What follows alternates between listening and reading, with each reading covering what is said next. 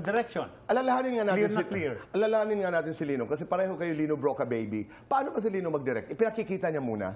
Pinapaliwanag. How does he do it? Somehow he does that. Diba? He does. O, pinapakita niya yung gusto niya mangyari. But I do what I feel is right. Parang Okay. ganun. I don't have After to he explains. necessarily have to follow him. Okay. Ang intensity, talagang more than the intensity na kailangan niya, papakita niya sa iyo kung nagagalit siya. Galit din siya. And si Lino, walang pakialam. Parang kahit na sa labas, sa eksena, kunyari may nanggugulo, may maingay, minumura niya yung mga yun. Oo. Oo. Pinaninindigan niya ang kanyang prinsipyo. Yes. Totoo yun. Oo. Nasaksihan natin lahat yan. Pero dahil sa insyang, anong reaction sa'yo ng tao? Hindi ka binabato? Hindi ka kinukurot? Hindi ka... Wala naman. That time, parang first time na natanggap ako na artista talaga.